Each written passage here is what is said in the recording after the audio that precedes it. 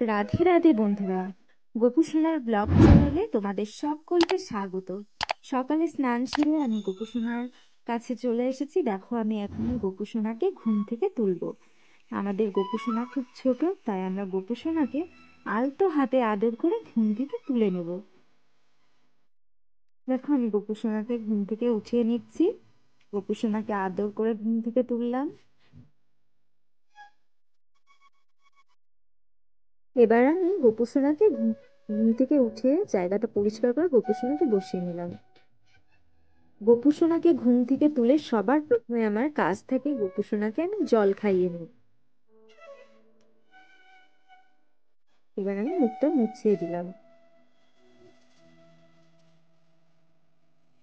এবার আমি গোপুসোনার জায়গাটা ভালোভাবে ভিজা ন্যাকড়া দিয়ে ভালো করে মুছে দেব।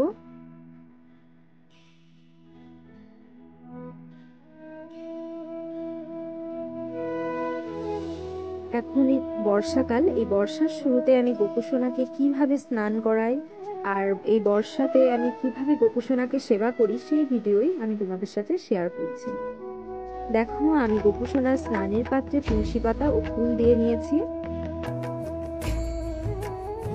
আজ আমি আমার গোপুসোনার স্নানের জলে একটু গোলাপ জল ও তুলসী পাতা দিয়ে আমি গোপুসোনাকে স্নান করাবো। গোপুসোনার পায়ে হাতে সবার প্রথমে জল দিয়ে দেব। এবার গোপুসোনাকে স্নান করিয়ে নেব। ওম ভগবতী বাসুদেবায়, ওম ভগবতী বাসুদেবায়, ওম ভগবতী বাসুদেবায়। এই মন্ত্রটা 3 বার উচ্চারণ করে আমি গোপুসোনাকে স্নান করিয়ে নিচ্ছি।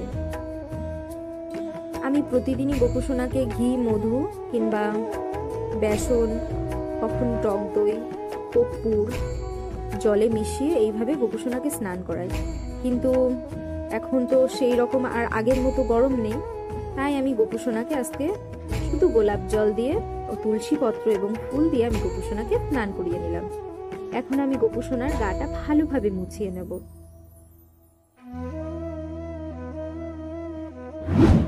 দেখো, আমার গোপুসোনার জামাটা পরানো হয়ে গিয়েছে। এই জামাটা পরিয়ে আমি গোপুসোনাকে এখন সাজিয়ে দেব। সুন্দর করে গলার হারটা পরিয়ে দিলাম, হাতের চুড়িগুলো পরিয়ে দেব গোপুসোনার। হাতের বাঁশিটা, গোপুসোনার প্রিয় বাঁশিটা অবশ্যই গোপুসোনাকে দিয়ে দেব। এবার গোপুসোনার প্রিয় পাগড়িটাও গোপুসোনাকে পরিয়ে দিলাম। দেখো তো আমার গোপুসোনাকে কত সুন্দর লাগছে।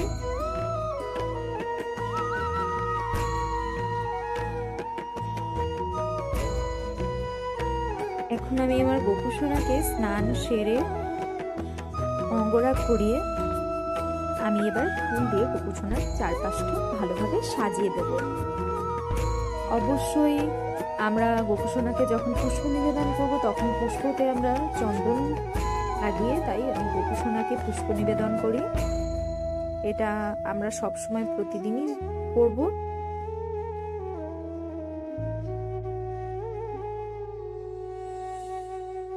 দেখো, আজ অনেক ফুল পেয়েছি, সেই ফুল দিয়ে গোপুসোনাকে সাজিয়ে দিলাম। এবার আমি এই চন্দনের তিলক গোপুসোনার কপালে দিয়ে দিচ্ছি।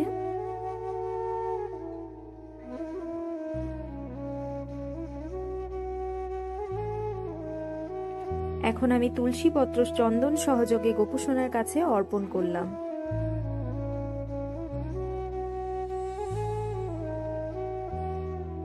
বেশ কয়েকদিন ধরে গোপুসোনার নিত্য সেবার ভিডিও তোমাদের সাথে শেয়ার করা হচ্ছিল না, তাই বর্ষার শুরুতে কিভাবে আমি গোপুসোনার যত্ন নিচ্ছি সেই ভিডিওই তোমাদের সাথে আজ শেয়ার করছি।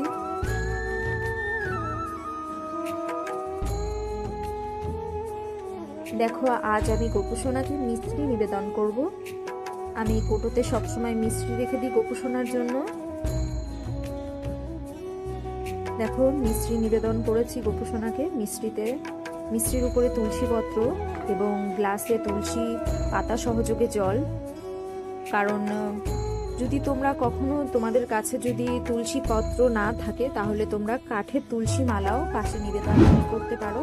কারণ তুলসী পাতা ছাড়া গোপুসোনা ভোগ গ্রহণ করে না, তাই গোপুসোনাকে অবশ্যই মনে করে যখনই ভোগ নিবেদন করবে তখনই সবসময় তুলসী পত্র অবশ্যই নিবেদন করবে।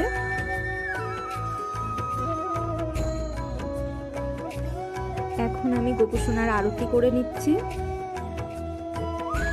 বর্ষার শুরুতে গোপুসোনার নিত্যদিনের সেবার ভিডিও, সকাল, রাত এবং দুপুরের ভিডিও যদি তোমরা সম্পূর্ণ দিনের ভিডিও দেখতে চাও তাহলে অবশ্যই কমেন্টে জানাও।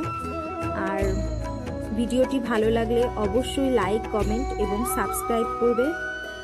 যারা আগে থেকে পাশে, যেসব বন্ধুরা আগে থেকে পাশে আছে তাদেরকে অসংখ্য ধন্যবাদ। আর আমার চ্যানেলে নতুন হয়ে থাকলে অবশ্যই তোমরা গোপুসোনাকে ভালোবেসে চ্যানেলটিকে সাবস্ক্রাইব করবে।